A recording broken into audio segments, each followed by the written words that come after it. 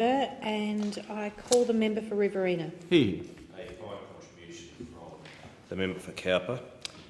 As we know, he is the Shadow Minister, combating, helping to end the scourge of gender-based violence. And he would know, having been a police officer who would have seen far too many sad examples in his line of work of domestic violence. And he followed the member for Maribyrnong, former opposition leader, who also made a sterling speech in this debate. It shouldn't be a debate. It's actually an ill-named word for this because it's not a debate. It's a discussion about what we could and should and must do.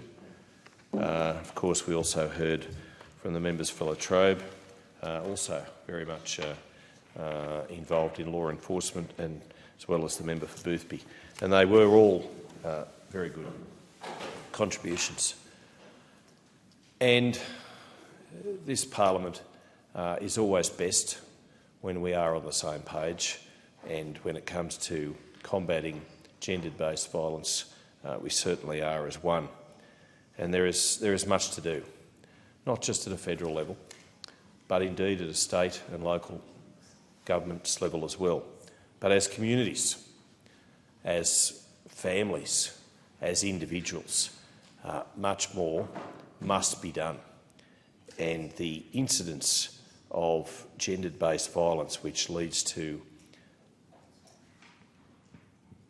unspeakable deaths, is just so tragic.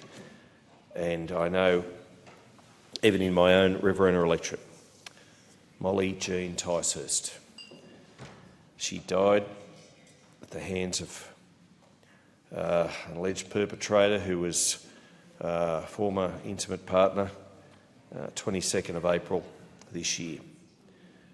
She was the loving mother of little boy Nate, who will grow up not knowing the love and comfort and support of the unbreakable bond of a mother and child, mother and son. He will not have that. And that is just so sad.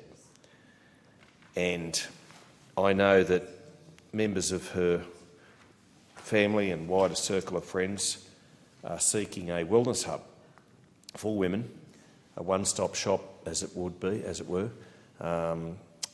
Probably another misnomer to call it a shop, but a refuge, somewhere that women can go in Forbes in central western New South Wales in the Riverina electorate.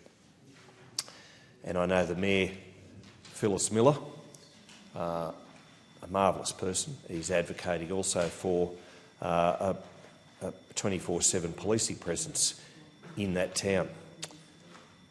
And no one knows whether that would have avoided the circumstance, the tragedy that befell poor Molly.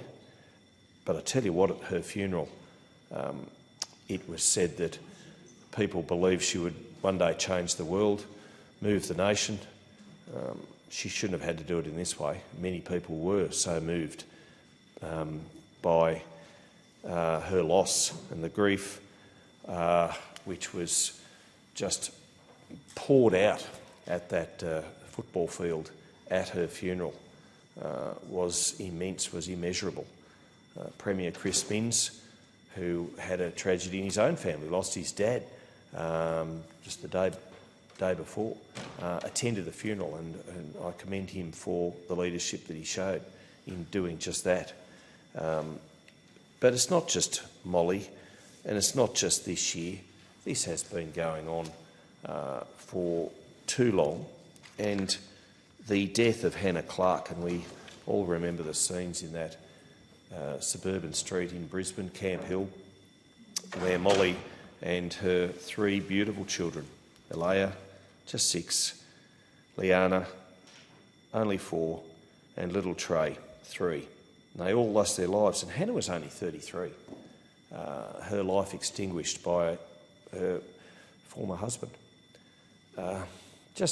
It's just grief beyond comprehension as to as to their loss, and we should turn these tragedies into action nationally and in our own homes and communities to do something about this.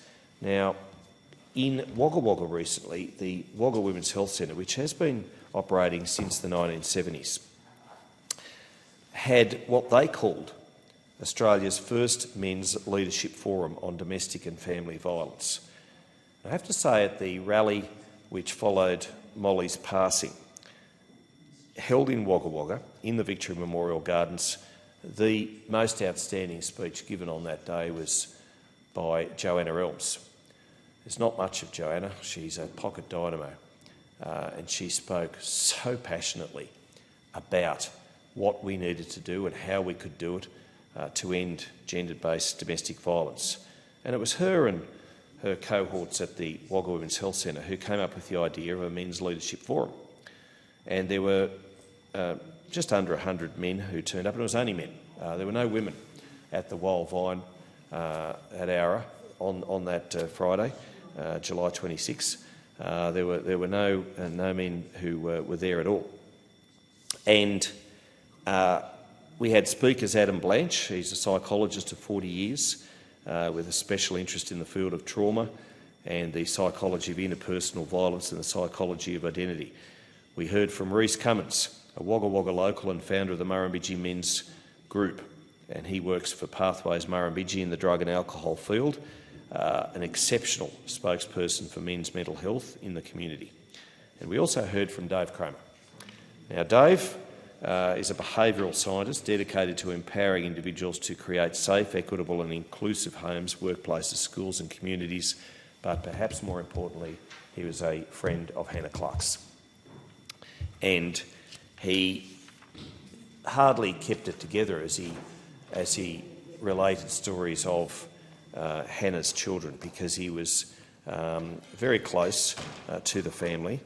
And I spoke to him afterwards and told him of my admiration for the work that he is doing. He is making it a lifelong passion of his to do what he can to not only respect Hannah's memory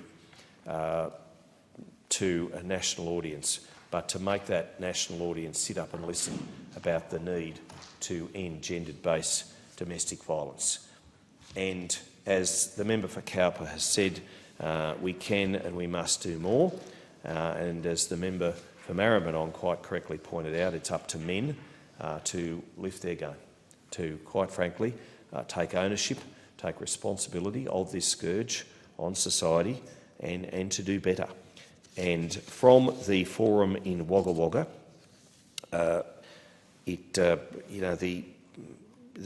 were quotes that the Women's Health Centre has put out saying that men who attended said that it was such an eye-opener, that also that people needed to start believing victims, that no community is immune from this, but we all need to, as communities, make sure that we speak up about it. And I can remember when one of my very first jobs when I ran a media agency was to help the Women's Health Centre with a campaign, No More Silence Against Domestic Violence. And it was true back then in the early 2000s, just as it's true now. But wouldn't it be wonderful if we had a society where we, yes, had an open discussion about these issues, but it was all in the past tense. We could say, well, when back then, but it's not back then, it is now and it is in the future, and we must lift our games very much, and it starts with men. We need to talk about mental health. We need to talk about how we can better deal with these situations, so that there are no future Molly Ticehurst, so that there are no future Hannah Clarks, and that women can live free in the knowledge that they can go for a run, they can go for a walk without having to look over their shoulder and worry about whether they're going to be attacked, that they can be free in their own homes without coercive control, so that they can live lives that us men get to enjoy and not even have to think about. Thank you.